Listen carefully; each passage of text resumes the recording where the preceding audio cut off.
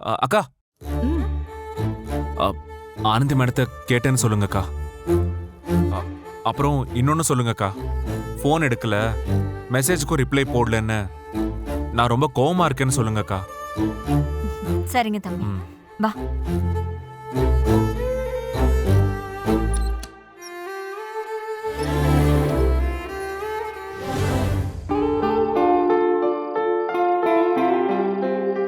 இன்னைக்கு எப்படியும் இந்த பக்கம் தான் வருவாங்க.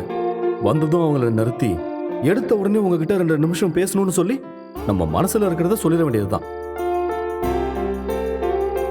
நாளைக்காவது ஆனந்தி கடைக்கு வந்தா நல்லா இருக்கும். ஆ, என்ன இவங்க ஆனந்தியோட அண்ணியும் குணாவும் தானே? என்ன இவங்க மட்டும் வராங்க, ஆனந்தியை காணோம்?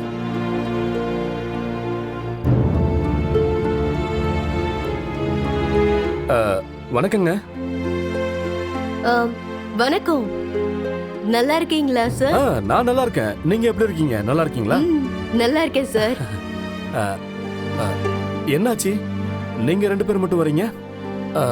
ஆனந்தி வரலையா? ஆனந்தி இன்னைக்கு கடைக்கு வரல சார், வீட்ல தான் இருக்கா. ஏன் ஏன் ஏன் என்னாச்சு? ஆனந்திக்கு கொஞ்சம் உடம்பு சரியில்லை ஐயோ, சார். என்ன உடம்பு சரியில்லையா? ஐயோ சார், இருங்க சார். சும்மா சாதாரண தலைவலிதான். இன்னைக்கு ஒரு நாள் மட்டும் ரெஸ்ட் எடுத்துக்கிறேன்னு சொன்னா, அதான் சரின்னு சொல்லி நாங்க 2 பேரும் கடைக்கு வந்துட்டோம். சாதாரண தலைவலி தானே? ஆமா சார், ஆமா. ஆமா, நீங்க என்ன இங்க? அது அது வந்து தினம் ஆனந்தி இந்த பக்கம் நடந்து வருவாங்களா, அவங்க வரும்போது நான் வேலையெல்லாம் முடிச்சுட்டு இங்க தான் வந்து உட்கார்ந்துருப்பேன். இது சேஃப் இல்லாத ஏரியால, சோ அதனால ஆனந்தி சேஃபா மெயின் ரோடு போற வரைக்கும் அப்படியே பேசிக்கிட்டு துணைக்கு மெயின் ரோடு வரைக்கும் போய் வழி அனுப்பி வைப்பேன். அதான் இன்னைக்கு வேலை முடிச்சுட்டு உட்கார்ந்துருந்தேன், பார்த்தா தற்செயலா நீங்க 2 பேரும் வந்துகிட்டு இருக்கீங்க. அப்படிங்களா சார்? சரிங்க சார், நாங்க வரோம். நீங்க முன்னாடி போங்க, நான் சேஃப்டிக்கு பின்னாடியே வந்துகிட்டு இருக்கேன். அதெல்லாம் எதுவும் வேணாம், நாங்க 2 பேர் இருக்கோம்ல, நாங்க அப்படியே நடந்து போய்க்கிறோம். அப்படிலாம் சொல்லக்கூடாதுங்க, இது ரொம்ப மோசமான ஏரியா. நீங்க போங்க, நான் பின்னாடி வரேன். நான் சேஃப்டிக்கு பின்னாடியே வரேன். போங்க போங்க. சரி போங்க.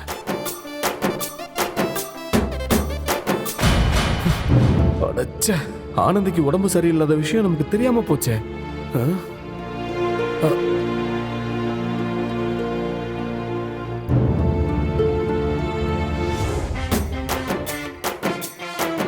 என்னடி இது அன்பு தொல்லையா இருக்கு? தினம் ஆனந்திக்கு பிளாக் கேட் வேலை பாக்குறேன்னு சொல்றாப்ல. தெரியலையா அண்ணி, என்கிட்ட அவ இத சொல்லவே இல்ல. சரி சரி, அது ஒண்ணும் இல்ல. இந்த சிஎம் எம்பிக்கெல்லாம் இந்த பூனை பட பாதுகாப்பு இருக்கிற மாதிரி ஆனந்திக்கு இருக்கிறது சந்தோஷம் தானே குணவதி? வா வா.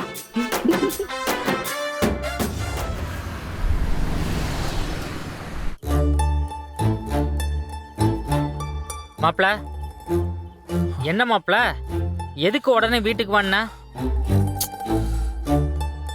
இல்லடா, மனசு ஒரு மாதிரி குழப்பமா இருந்துச்சு. யார்கிட்ட என்ன பேசுறதுன்னு தெரியல, அதான் உன்கிட்ட பேசலான்னு வர சொன்னேன். என்ன விஷயம் மாப்ள? திடீர்னு ஆனந்தி கிட்ட ஒரு வித்தியாசமான மாற்றம் தெரியுது. நீ அதை கவனிச்சியா? மாற்றங்கிற அளவுக்கு நான் கவனிக்கல மாப்ள. ஆனா அவங்க கடைக்கு வரலன்னு மட்டும் எனக்கு தெரியும். வழக்கமா அவங்க தான் வந்து கடையை திறப்பாங்க. ஆனா அவங்க வராம அவங்க வீட்ல இருந்து யாரையாவது அனுப்பி வைக்கிறாங்க. ஆமாடா, நானும் 2-3 தடவை ஃபோன் பண்ணி பார்த்துட்டேன், அவங்க எடுக்கவே இல்லை. எப்பவுமே ஃபோன் பண்ணா எடுத்து ரிப்ளை பண்ணுவாங்க, ஆனா இந்த தடவை ஃபோன் பண்ணா ரிப்ளை பண்ணவே இல்லை. என்னவா இருக்கும் மாப்ள? என்ன பிரச்சனை? அதாண்டா எனக்கும் புரியல. ஏதாச்சும் நடந்திருந்தா இதனாலதான் அவங்க கோவமா இருக்காங்க போல இருக்கு, நாம சொன்னது இவங்களுக்கு பிடிக்கல போல இருக்குன்னு யோசிக்கலாம். ஆனா ஒண்ணுமே நடக்காதப்போ இப்படி நடந்துக்கிறாங்கன்னா ஒண்ணுமே புரிய மாட்டேங்குதுடா. ஆனந்தி கிட்ட பல நல்ல குணங்கள் இருக்கு, ஆனா திடீர்னு இந்த மாதிரி வித்தியாசமா நடந்துக்கிறது தான் அவங்க கிட்ட என்னால புரிஞ்சுக்கவே முடியல. ஏற்கனவே ஒரு தடவை இந்த மாதிரி தான் நடந்துக்கிட்டாங்க, அப்பவும் இதே தான். அப்போ நமக்கு அகிலா விஷயத்துல தான் அப்படி நடந்துக்கிட்டாங்கன்னு நமக்கு ஏதோ ஒரு காரணம் கிடைச்சது. இப்போ அந்த மாதிரி எந்த காரணமும் கிடைக்கல. கரெக்ட் மாப்ள. நீ கூட காதலிக்கிறத சொல்லணும், கல்யாண விஷயத்தை பத்தி பேசணும்னு சொன்ன. அது விஷயமா பேசினதுக்கு அப்புறம் இந்த மாதிரி நடந்துக்கிட்டா கூட சரி, கல்யாணத்துல விருப்பம் இல்ல, இப்படி நடந்துக்கிறாங்கன்னு சொல்லலாம். அதை விட்டுட்டு ஒண்ணுமே இல்லாததுக்கு இப்படி நடந்துக்கிறாங்கன்னா சம்திங் ஃபிஷி. டே கோட்டி, எங்க வீட்ல எங்க அப்பா அம்மா வேற ஆனந்தி கிட்ட பேசிட்டியாப்பா இல்ல நாங்க பேசிட்டுமான்னு தொந்தரவு பண்ணிக்கிட்டே இருக்காங்க. இங்க மனுஷனுக்கு என்ன நடக்குதுன்னு யாருக்குமே தெரிய மாட்டேங்குது.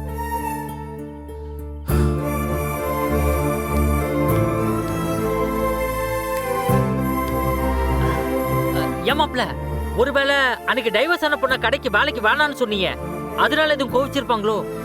டேய், அதுல கோச்சுக்கிறதுக்கு என்னடா இருக்கு? டைவர்ஸ் ஆனவங்க வேலைக்கு வேண்டாம்னு சொன்னோம்.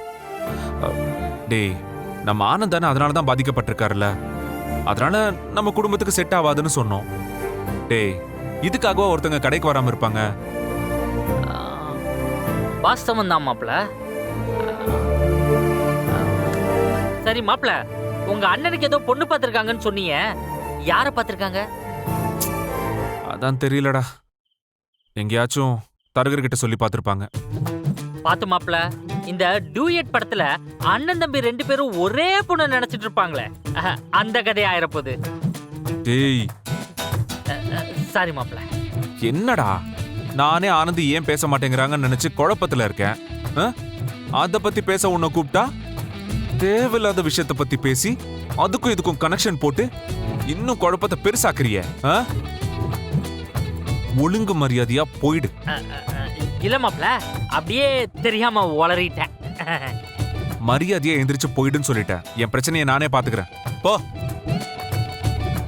சரி மாப்ள. டேய், போட. வெளிய போ. ஓகே. ஆனந்தி சம்பந்தமே இல்லாம இப்படி நடந்துக்கிறாங்கன்னா என்ன காரணமா இருக்கும்? ஆனந்தி, இன்னும் எவ்வளவு நாளைக்கு தான் இப்படி கோச்சிக்கிட்டு கடைக்கு போகாமலே இருப்ப? நாளையில இருந்து ஒழுங்கா கடைக்கு போக பாரு. இல்ல அண்ணி, மறுபடியும் அங்க போகணும்னு யோசிச்சாலோ அவர் முகத்தை பார்க்கணும்னு நினைச்சாலோ என்னோட மனசு அதை ஏத்துக்கவே மாட்டேங்குது.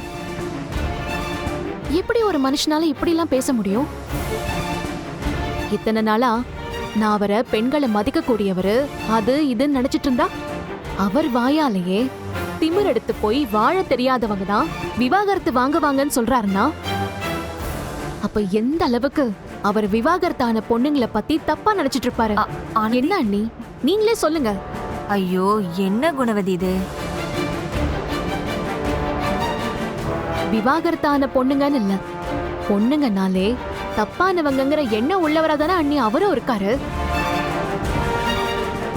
ஏன் ஆம்பளைங்களுக்கு மட்டும்தான் திமிரு இருக்கணுமா? பொம்பளைங்களுக்கு திமிரோ கோவமோ இருக்க கூடாதா?